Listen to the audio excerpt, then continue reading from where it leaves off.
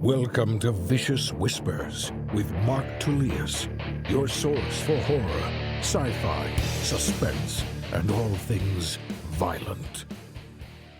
Thank you so much for joining me today on Vicious Whispers with Mark Tullius. Today at the end of the episode, I will share 2 stories from Untold Mayhem because I'm in such an awesome mood and you guys are pretty cool people. If you're listening to this, you are.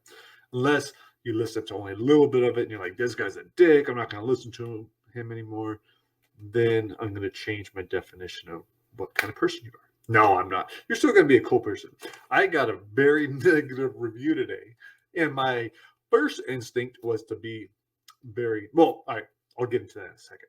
Let's go to these short stories. So I think you have about 30 minutes of short stories today. One is going to be The Hole. I decided to do that one because that goes back to probably some of my first worries of, I wrote that when I was boxing, when I lived in Vegas. So, and it deals with, the main character is a boxer, current boxer, and he just got a really bad concussion. So I think it was me trying to deal with those worries while I was boxing, knowing that it was probably terrible for me, but also just not giving a shit and doing it anyways and getting murdered by guys that are like 17-0 while I had no experience or very little experience. But I was an idiot. And because of that, now you get to read or listen to The Hole. The other short story is, I believe, Results Guaranteed. I think that's a shorter one. I'm just going in line on these short stories, so we'll burn through this whole audiobook. I believe they're narrated by different people. I'll put the notes down below. Anyhow, going back to the negative start to the morning. So I've been flying high. Yesterday especially was a really cool day. We'll get into that. I had an hour-long Zoom call with someone from the Small Business Development Center.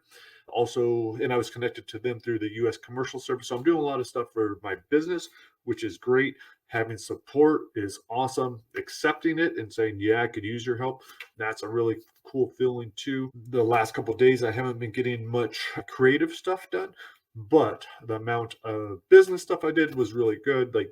And it's something I never want to do. I realized over the last quarter, so for the 3 months prior to this, there were several times where I let ads go, where I just didn't schedule a book. I was supposed to have it either free or discounted on Kindle, and then I never did it, or I might have done it, but then I didn't do any ads. And so there's a lot of that kind of stuff going on just because so busy, so overwhelmed, plus in a depression and everything else. So it's like I need to set all that shit up ahead of time.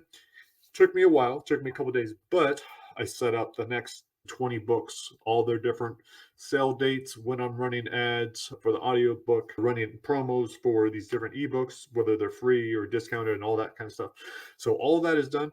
Now I just cruise. The other awesome thing that's been going on in the background is I have my email, my welcome series has now been fine-tuned. Instead of 5 emails, you now get 10. If you make it through all 10, then we're probably pretty cool. Then we would probably like each other. But I also get a lot of people will not like me. And I also probably don't like a lot of people. So it's all good, man. We all have our things we like, don't like, people we get along with, people we wouldn't go along with. But let me just start by reading the review, which I've already shared on Twitter first thing in the morning and on Facebook. And I left the person's name out. They don't need to see it. It's not important. And whatever, it's legitimate. But here is the review. All right, 1-star review. So that alone for an author sucks because there's 22 other reviews, great rating, a 1-star drops it significantly, but that was probably her intention. So the title is Worried About His Brain But Doesn't Stop Using Drugs. All right. When I expressed interest in this book, as I have a relative with a brain injury, a friend who owns a bookstore and sells this author's books asked me to read it. I found the author honestly hard to like because even though he seems to worry about his brain function, seemingly from his contact sports playing, he continued to do drugs. He does a lot of research on TBI and CTE and signs to look for. He goes through extensive and expensive testing and healing techniques, which he shares help him. He also outlines what people who cannot afford to do to help their brains. But honestly, I couldn't get over how many doctors told him his cannabis use is affecting his brain function, and he doesn't quit. I couldn't take the author seriously. Well, so no harsh feelings, right? Whatever, that's her opinion, and it's legitimate. She has, I will say she didn't closely read the book. She didn't read the book very well. She thinks that my doctor would tell me not to use cannabis. None of them told me not to use cannabis. They suggested that I take small breaks from it, which I do sometimes. I've taken long breaks, but all of them had told me what the benefits were. And I do mention the negative, the Amen study that says, yeah, it's going to affect brain health negatively and lowering blood flow. Maybe it ages the brain in 3 years faster than other things. Alcohol, maybe about a year and a half. So that's one of the only studies out there really showing any connection, any damage. I say all the positives that it gives me, and then I list the negatives, and then I make a decision. But because I made a decision to use a drug, she gives it a 1-star review. So it doesn't feel fair. Even my 9-year-old son, he's very smart, but he's like, well, that doesn't seem fair at all. Like, what if you're using a pharmaceutical drug that has terrible side effects? That I was like, yeah. I said, if I had written that same chapter 10 or whatever it is, if I had said, I'm now using Zoloft, I'm now using whatever, I'm using these doctor approved drugs, they have all these fucking terrible side effects, but I'm going to keep using them. I don't think she would put that same 1-star review in saying that I was using drugs, although they're drugs. So whatever, man. Definitely was upsetting, but I shared it. I got a lot of good responses from it. That review is actually going to help me because people that are reading it with an open mind and be like, oh, wow, she lists all these positive things in it. Why should she give him a 1-star review? Oh, because he uses weed. Oh, he uses cannabis. So thank you, unnamed reviewer. Anyhow, yeah, I'm pretty sad she's not going to like me anymore, or didn't ever like me, but that's okay. I have a thick skin. That's what being an author or any kind of public figure will do to you. You have to have a thick skin because, yeah, you're not going to get along with everyone, and I'm 100% fine with that. So, moving on. So I talked a little bit about business, how great it's going, how positive I feel. A big part of that positivity is going back to Germany. Last time I didn't really take advantage of it. It was also the first year back from the pandemic, so weren't as many people. I didn't set up meetings ahead of time to meet with publishers and all of that. This time I am doing it right. I'm excited. I'm able to go in there feeling really good. I mean, like, look, I have all this content. I believe it is good quality content. I think you guys will like it. Here it is. So that's a pretty cool position to be in. And only knowing that it's getting stronger with the release of Wild West, which is going to be coming out on March 28th. So that'll be the Kindle version. I should have that up for pre-order on Monday, I hope. Monday or Tuesday. The paperback is probably going to be a little bit later. Sorry, just dealing with a lot of shit. So we'll get that out there. The following month, we should be releasing Death Fest. Luke finished with all the songs. He did an incredible job. Luke, thank you so much. That's my buddy McCore's son, McCore and Emily. Yeah, he did an incredible job doing these lyrics. So the book is just about done. Just got to finalize some stuff with the editor, and then we put that out. Also make the fake CD booklet. That's going to be pretty badass. Yeah, so very excited about that. And then on top of that, we got Ghostland coming out. Ghostland will be out before I hit Germany. And that book is going to be sick. I just got back on Monday. I think Duncan sent me deaths 1 through 11 on Monday, roughly that. Usually I feel like I'm the person that's able to up the other person's death scene. Sometimes my other authors don't care to write the death scenes, or they'll write a little bit or whatever, and then I'll go in and I'll just make it even more gross or whatever else. So it was cool being on the other end of that with Duncan coming in, putting it in his characters' voices, and just making it super brutal. He may have even killed a baby. Fucking Duncan. But well done. I'm excited about it. I can't wait to see what we do with the rest of them. There are a couple of scenes that not sure of yet, but man, this is going to be awesome. This is going to be an awesome book, just as the other ones are. Whatever I'm working on currently is what I'm super excited about. And I make that mistake all the time where it's like, yeah, I already lost interest in the Wild West. It hasn't even come out yet. That's not good for a publisher. So I need to work on that. And the same thing with Death Fest, even though it's gonna be fucking bitching, and I was so pumped about it while I was writing it.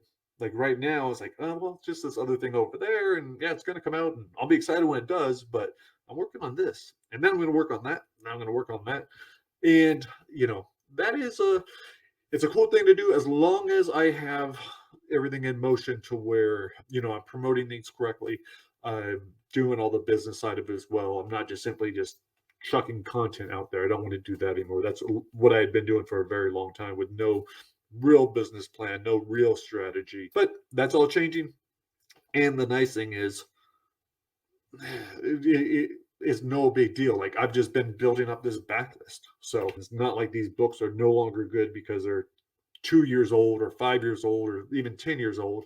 They're still selling. There's people are still enjoying them, and they can do that for a very long time. So that shit is pretty bitchin'. I guess the last thing I will mention about why I'm in such a good mood is it goes back to Germany. The other day, I was driving my daughter to school. I told her, I said, hey, Lib, I said, I'm sorry I didn't even invite you to Germany or didn't even talk about it. I said, it's going to be when you're in school. I think you'd be playing volleyball. I just didn't think you'd even be interested.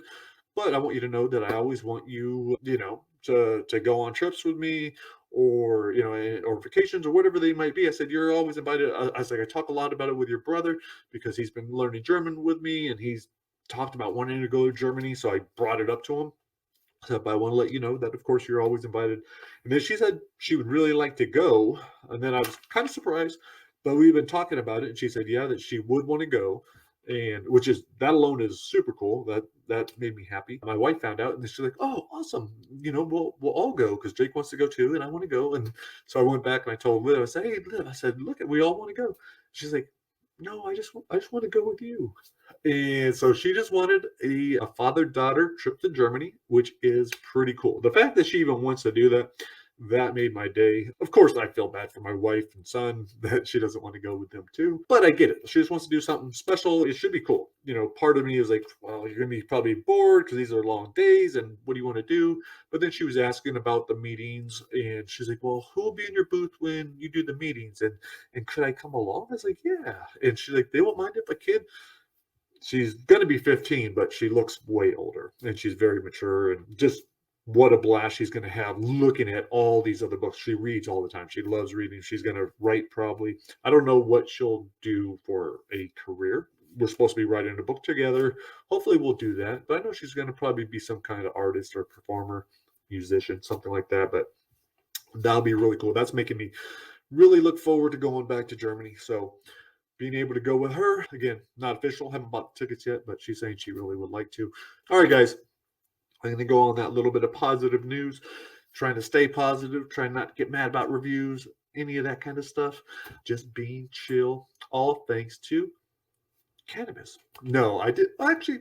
You know what? I had cannabis this morning for my yoga workout and lifting weights. It's kind of funny too because my friend he just finished doing a really good set of bench. We were bench pressing today after the yoga, and he got like a personal record. I was like, dude, that's only 1 star. You use cannabis, man. I was like, it doesn't fucking count. You only get 1 star for that lift. So just having fun with it. Then I came home and I smoked some more cannabis. And that's not typical. Lately, I haven't been using very much, especially during the week.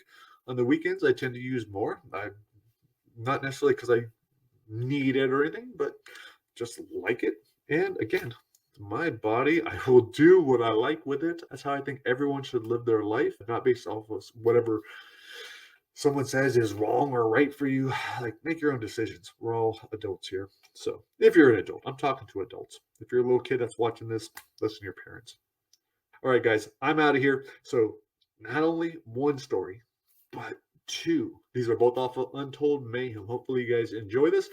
This is Results Guaranteed. I believe that's what it's called. Been a long time since I looked, and I don't feel like getting the book from up there. And The Hole. Yeah, I remembered it. All right, guys, I'm out of here. Have an incredible week, and I will talk to you later. Peace.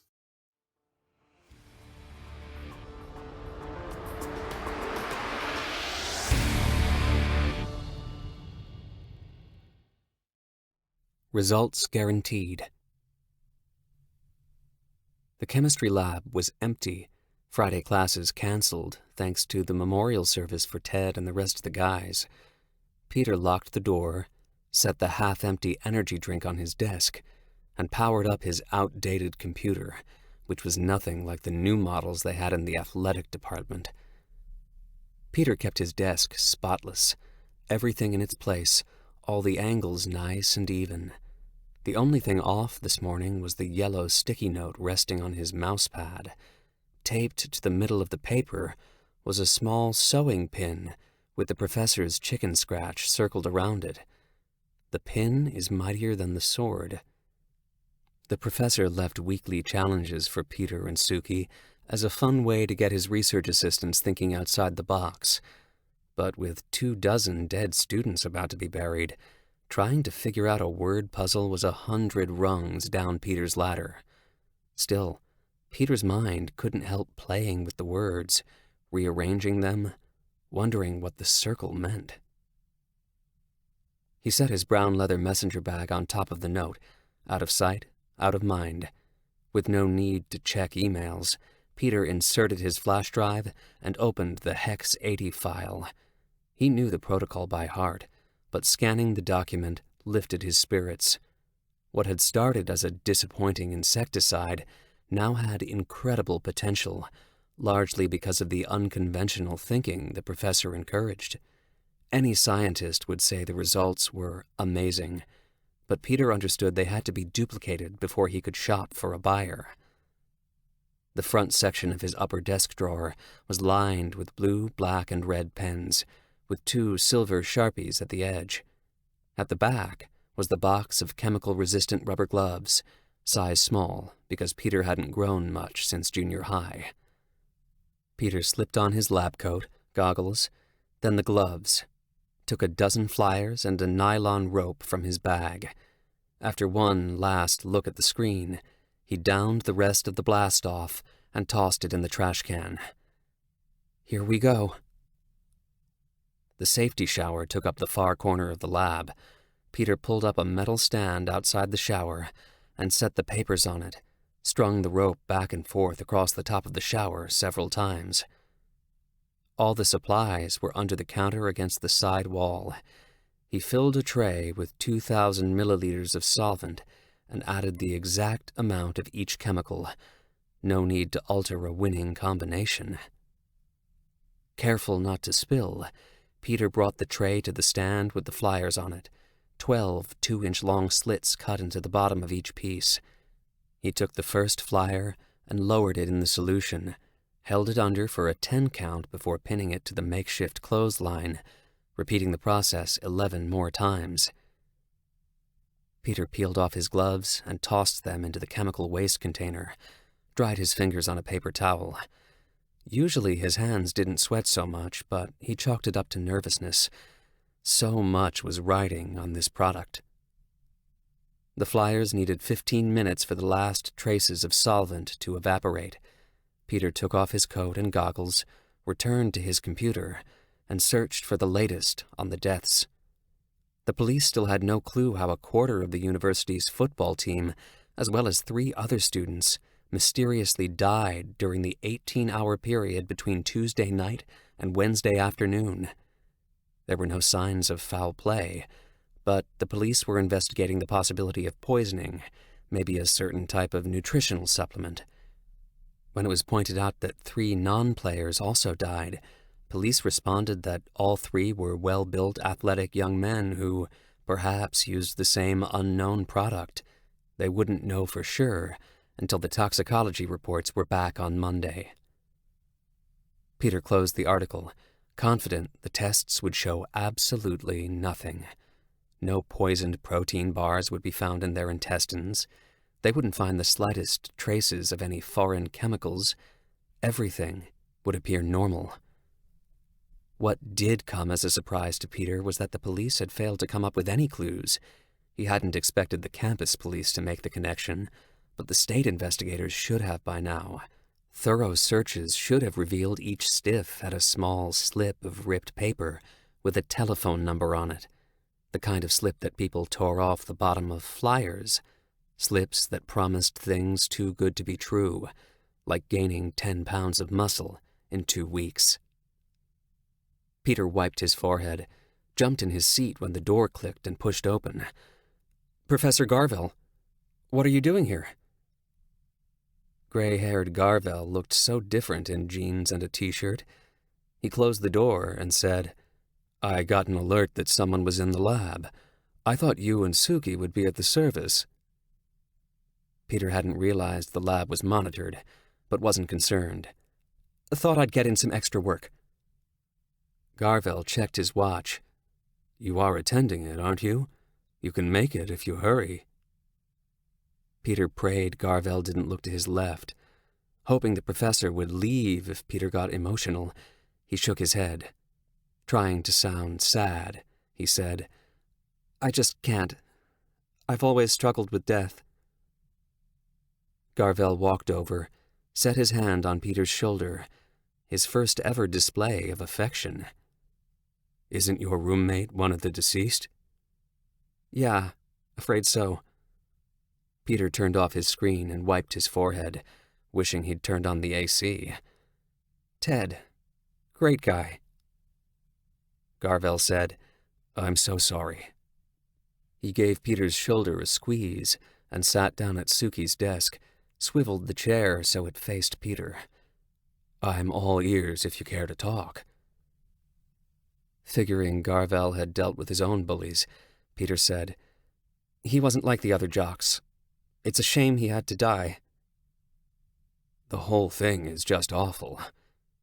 Garvell studied Peter and said, "You sure you don't want to go? I can clean up in here." "Tell you the truth, I'm not feeling so good. And honestly, half the school is going to be there. No one's going to miss me." "You don't look good. Did you go out last night?" Peter had a difficult time swallowing his spit. "I don't drink." Garvell nodded and got up, walked straight for the safety shower. "So, what are you working on? Is this the hexacar—" "Don't touch them!" The professor pulled back his hand like it had been slapped, looked at Peter for an explanation. "I'm sorry.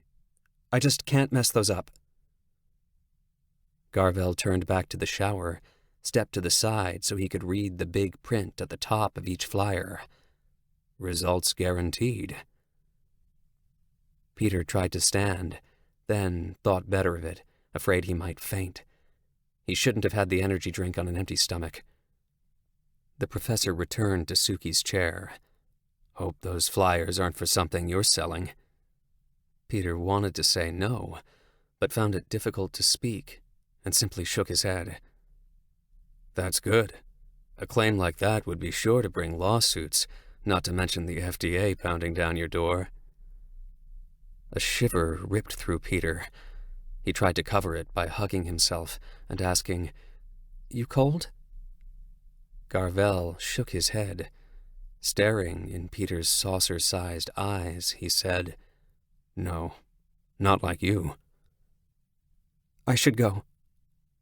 "By all means," Garvell said, motioning toward the door.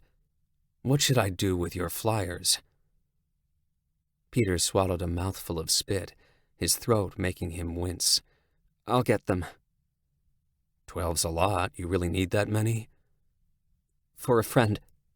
Peter pulled the flash drive and put it in his bag, his fingers and forearms slick with sweat. "The info's still on there," Garvell said, pointing at the computer. "I'm guessing you forgot all sessions are recorded. Remember, your work is owned by the university." Fuck. That was one calculation Peter had screwed up. He rubbed his eyes, but when he opened them, the professor was back at the shower.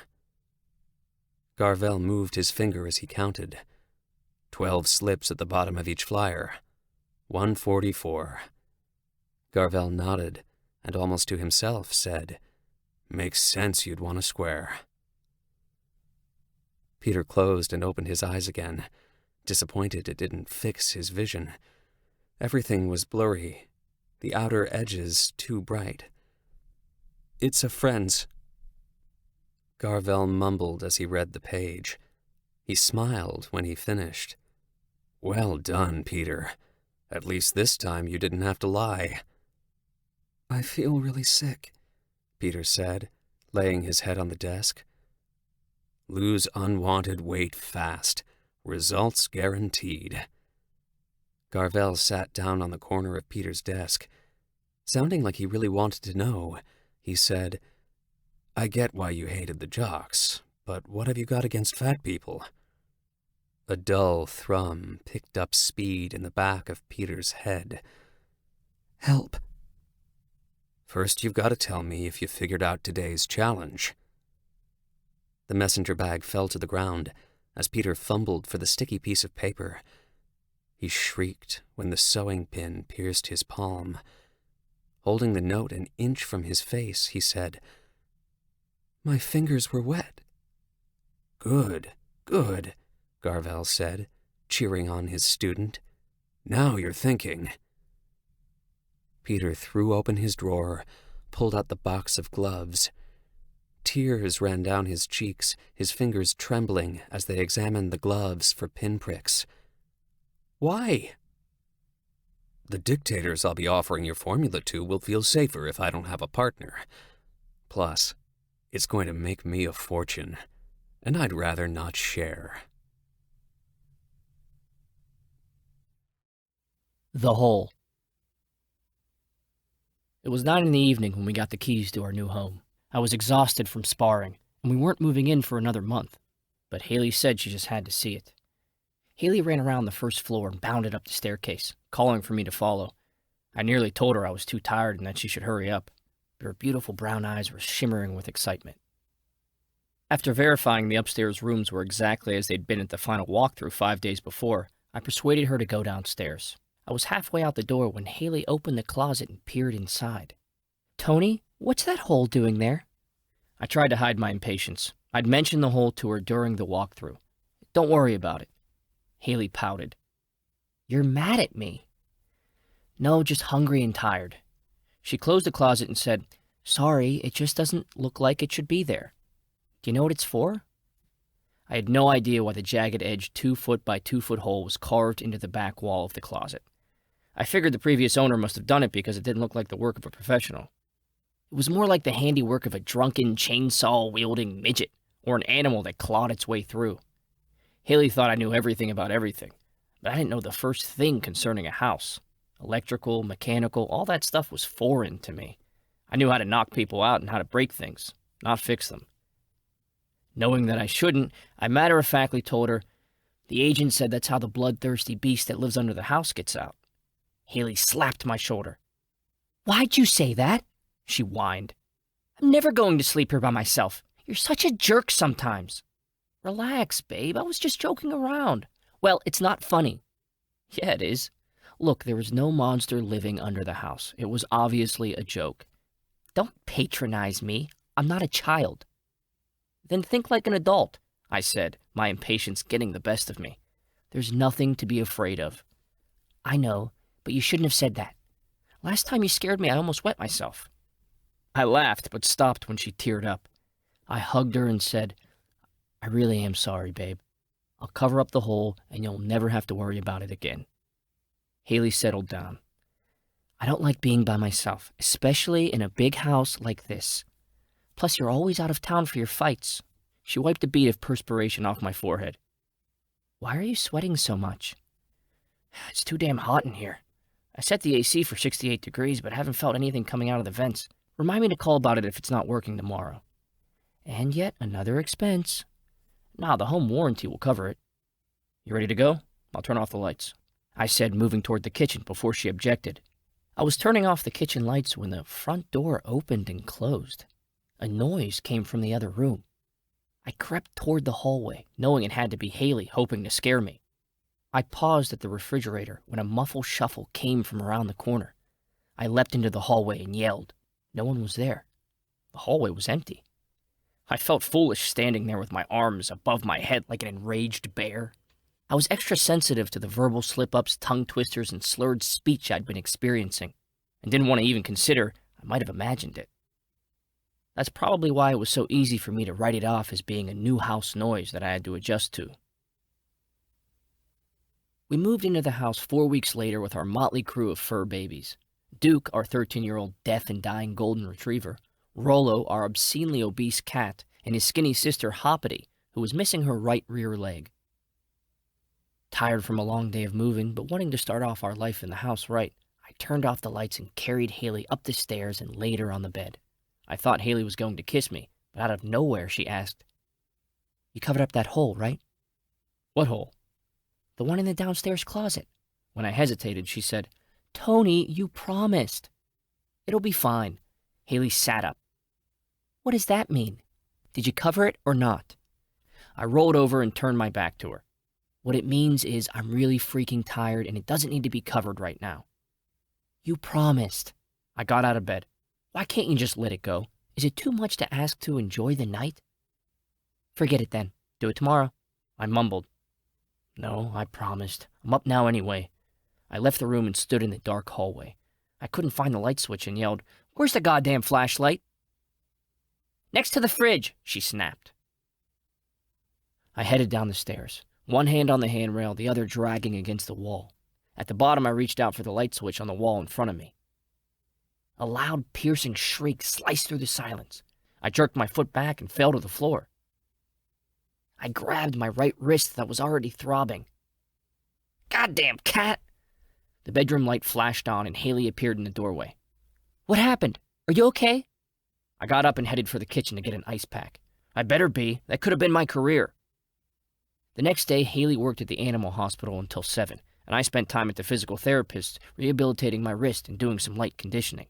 When she got home, I turned up the television. I didn't want her asking about the hole, which I'd only covered with a piece of cardboard. Neither one of us said a word until after dinner, when Haley asked, "Mind if I turn the air back on?" "It's on." "Care if I turn the thermostat down then? It's hot in here." I was in the recliner, wearing nothing but my boxers and wrist brace. "I feel fine." I didn't ask how you felt. Haley stormed up the stairs. She returned a minute later and stood in front of the television. "Having it set at 85 isn't exactly what I would describe as having the air on. I set it at 76 before I left for rehab." "Are you sure you read it right?" "It's digital." "I guess I didn't set it for 76. I said, hoping she would believe my lie. I was positive I had. Saturdays were usually spent sparring, but since I couldn't train, I told Haley I was hers for the day. We did lunch at Haley's favorite restaurant, took in a chick flick, got her a new purse, and finished it with dinner at In-N-Out. When we got home, it was time to feed the kids. The second the can opener started to buzz, Hoppity came sliding in, rubbing against Haley's calves, meowing for her to hurry. Rollo, however, was nowhere to be seen. The 20-pound cat never missed a meal. Haley dished the food onto a paper plate, and I scouted the house, calling for Fat Cat. He wasn't downstairs, wasn't in the guest rooms, the office, or the bedroom.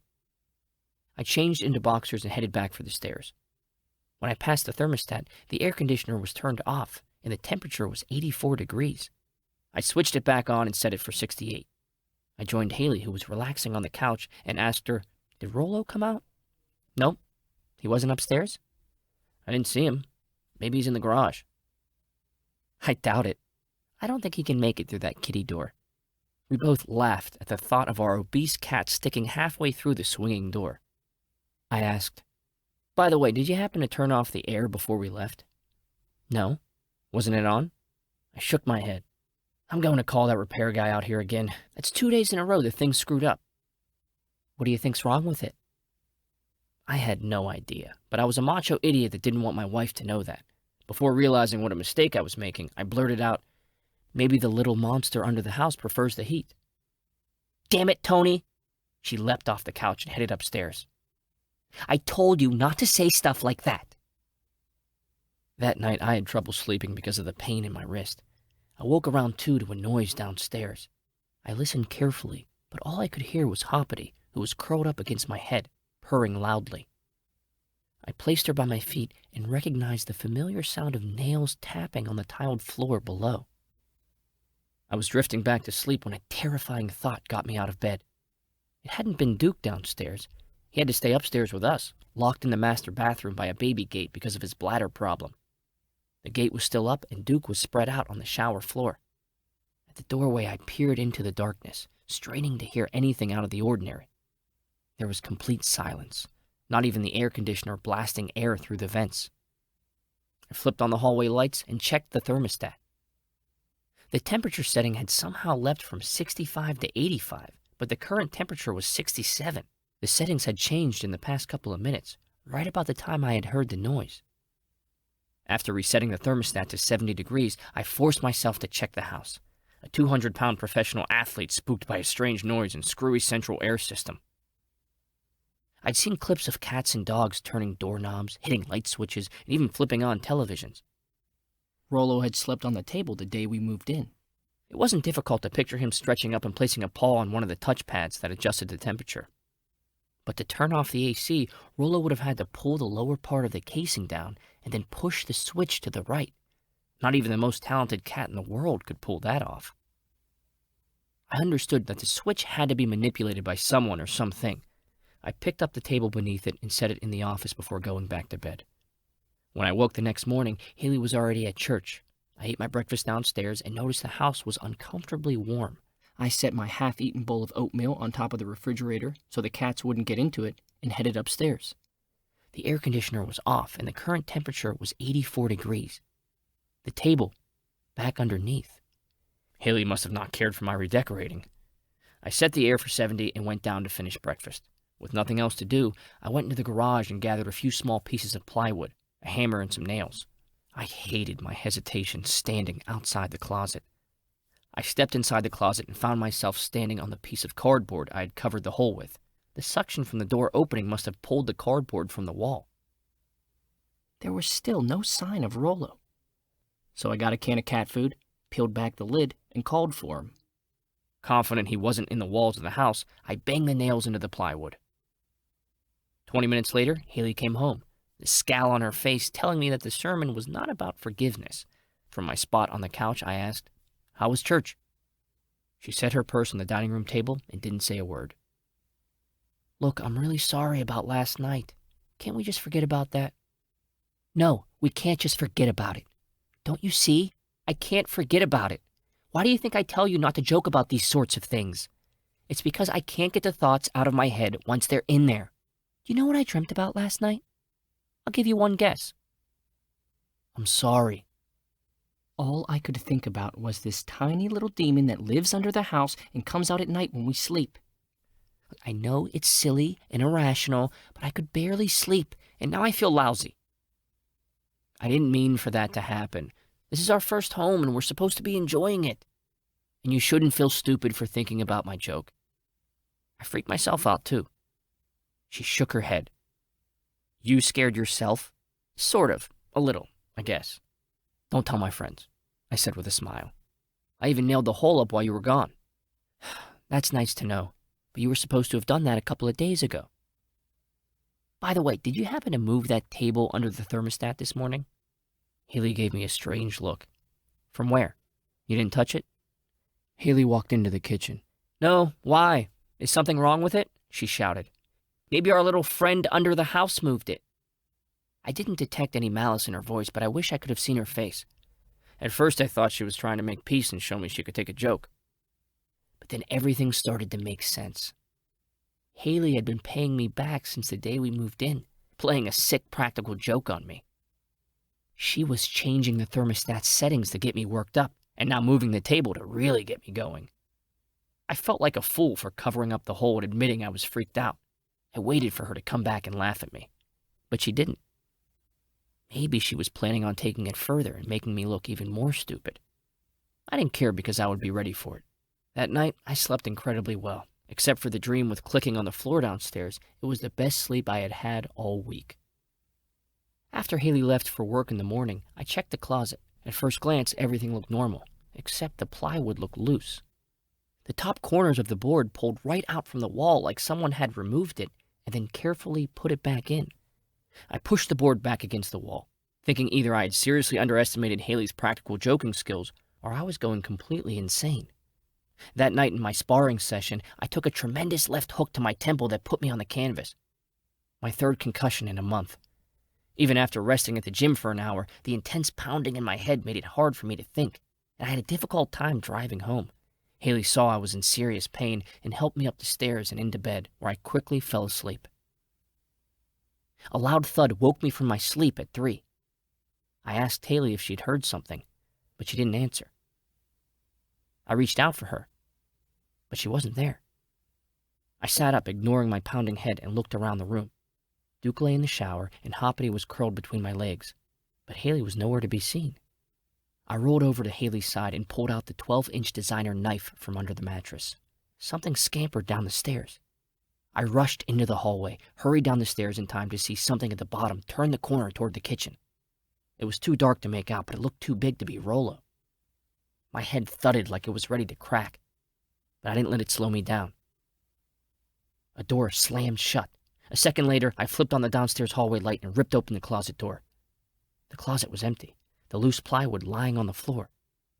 Maybe Haley had placed it like that on purpose, but even if she had, what did I see running down the stairs?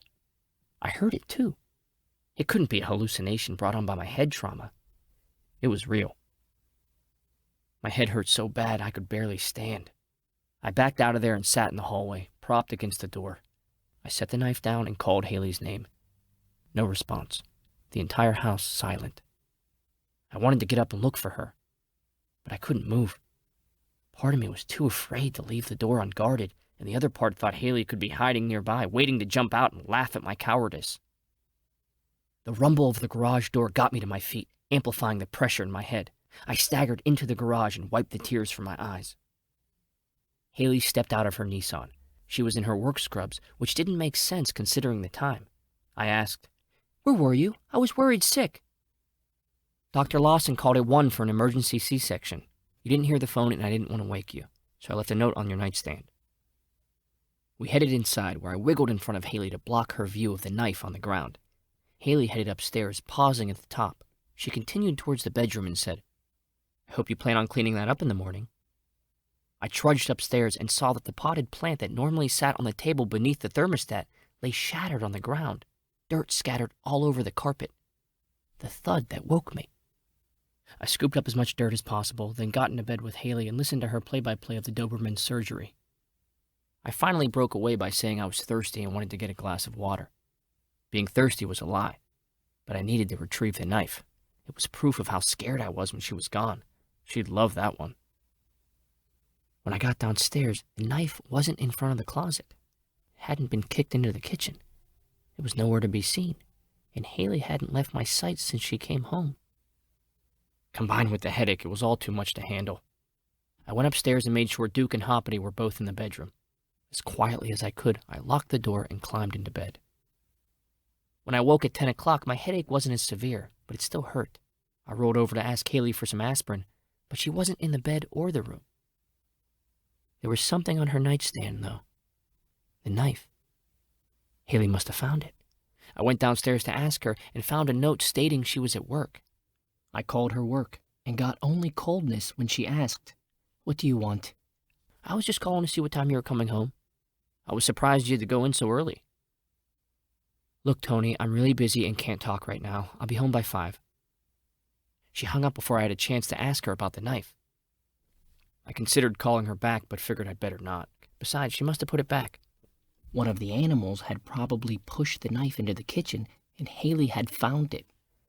I'd had enough of the hole, even if it was just my imagination. It was time to seal it up for good.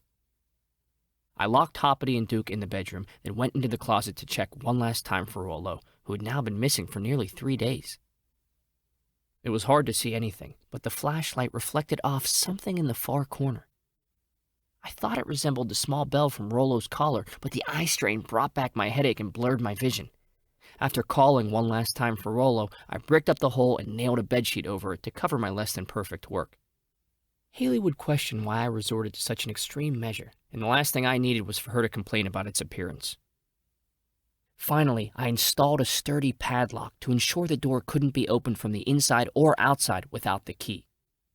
Haley wouldn't like the looks of the new addition, but I'd worry about that later. I walked around the outside of the house, searching for vents or openings to the crawl space beneath the house. There weren't any in the backyard, so I headed to the front and heard my name being called. My neighbor across the street waved. I walked over and shook his hand. "How are you doing, sir?" "I'm great." "You are Tony the Destroyer DeMonte, aren't you?" I was just on the verge of becoming famous, and it was still a surprise when people recognized me. I said, "Guilty as charged." "It's a pleasure to meet you.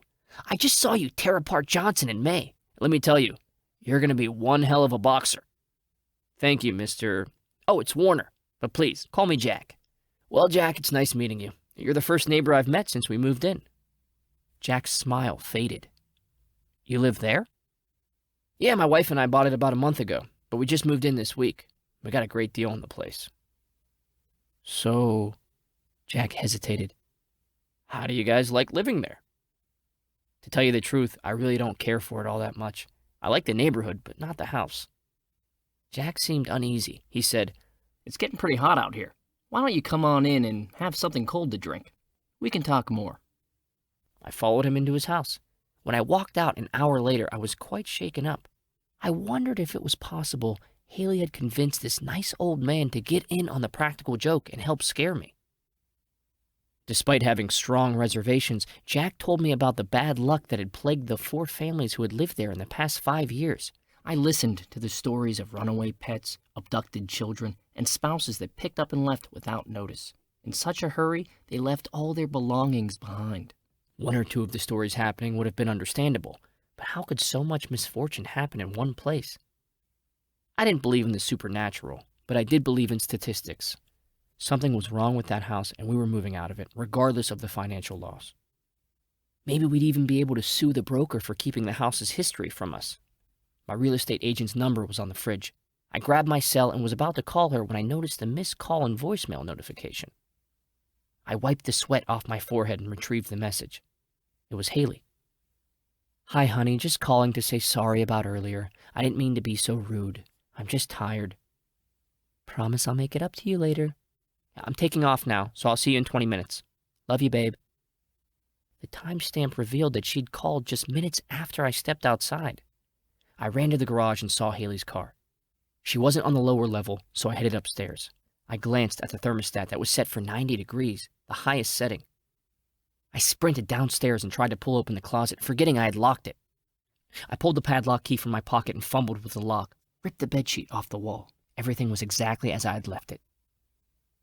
Maybe Haley had gone for a walk or was tanning in the backyard.